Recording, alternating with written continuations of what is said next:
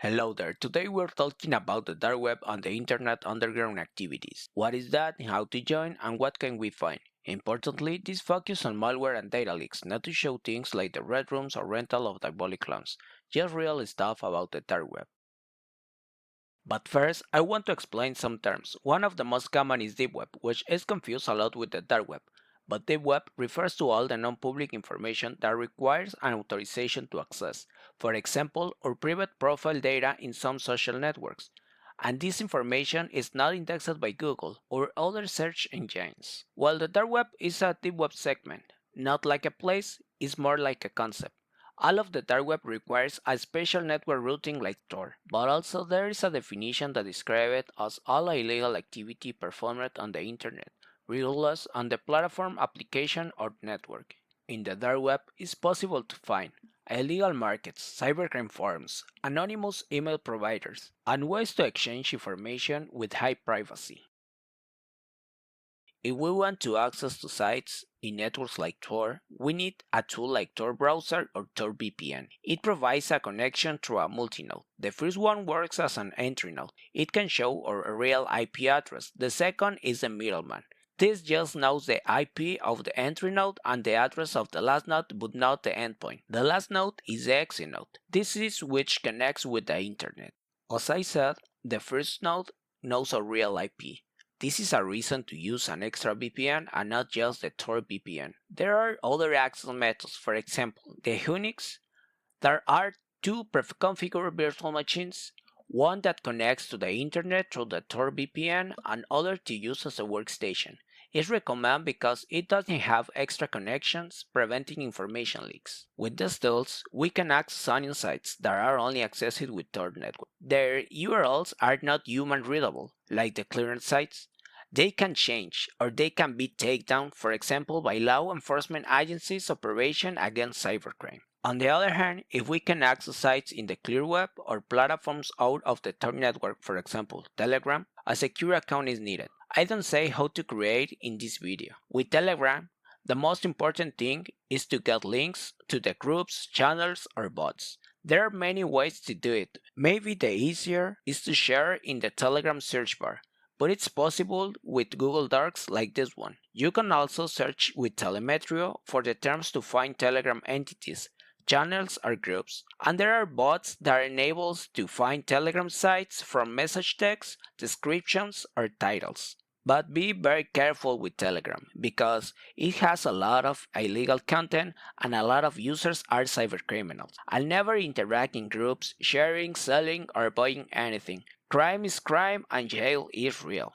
Another way to find links to the Clarnet or Onion sites is ransomlook.io.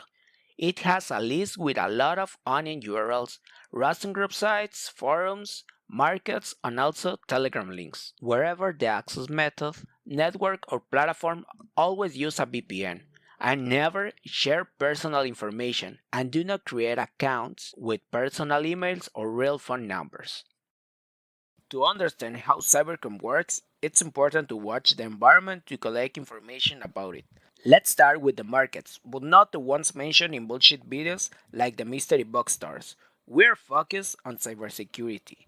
We can find malware stores easily and also information markets. Information like leaks or stolen data like bank data, IDs, and system access credentials. They can be found in ClearNet, on sites, and also in Telegram. There are a lot of them. Leaked information, for example, works through channels and groups. They are advertised as an any other product. The data can be bought as a file pack or in a subscription to gain access to updated information. It can include personal data segmented by service or countries, stolen or fake IDs, infected device information like ULPs, also segmented by countries, and companies' data. Let's see this example of a Telegram bot selling malware. It has an interactive menu with the available malware types like ransomware, stealers, or rats. A list with the specific ones, product description as a typical e-store products, different payment methods, and clear use and installation instructions. Also, subscriptions to get the malware. There are other groups where users promote their own tools for selling, for example, these.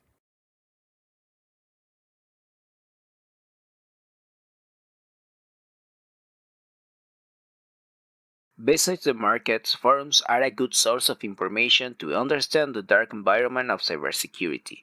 As any forum has topics, almost all are related to tech stuff, like the malware development, cracking, hardware, stolen database, data leaks, Q&A sections, tutorials sharing, and markets.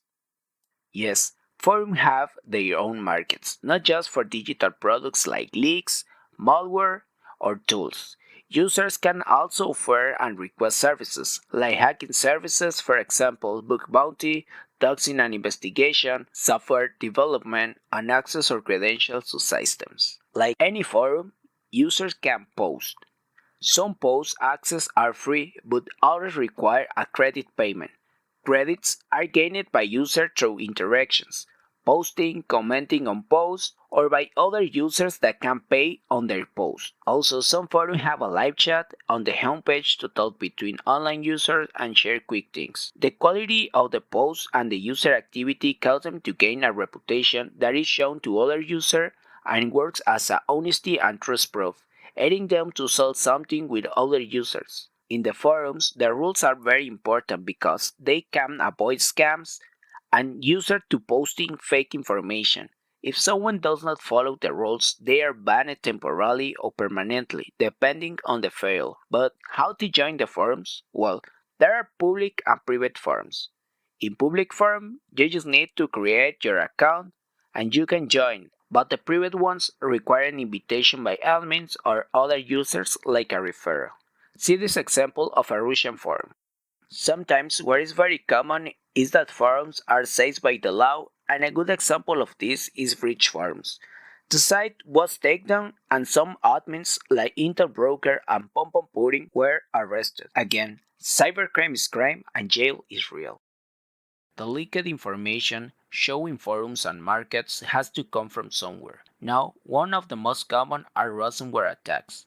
The ransomware groups have their own websites, almost all over onion sites. In this, they publish their victims, what the data was stolen, who the victims are, and what the payment deadline is. In cases where payment is overdue, leaked data is shown to other users, but some groups sell the stolen data. It can be in groups as shown in Telegram or in forums or markets. Some of these sites have mirrors, and their URLs work as a redirectors in case they are safe for the security operations as I mentioned before, because of the criminal activities performed by these groups. Also, some ransom groups offer a malware as a service model, where they sell their own malware as an easy way to implement it, or the change to join in affiliate programs to get access to their tools or be a reseller. A famous group was Lockbit. They have an affiliate program and a widespread ransomware malware. They request a percentage of the total ransom for the affiliate members and provide them access to the offensive tools. There are just a few examples of dark sources that we can get on the dark web and the underground internet. This can support us to investigate and understand the cybercrime environment and prevent attacks on the future targets by watching the cybercriminal activities and knowing the new vulnerabilities like the 0 days that are selling on these sites. But always remember that researching these things doesn't require doing illegal stuff like the criminals. Avoid selling or buying illegal things on the internet and do not collaborate in activities with the malicious actors. Know the threat and stay safe. If you're passionate about malware and cybersecurity, I've got something awesome for you. Check out our academy focused on ethical malware projects. We offer a range of courses to boost your skills. First up, there's Introduction to Windows Malware Development for those getting started. Next, dive deep with Building a Custom RAT to create your own remote access tools. And for those wanting to analyze and understand malware, there's Introduction to Malware Analysis. But that's not all. We also have our Malware Development Modules, mini courses that cover specific topics like evasion techniques. Join us and level up your skills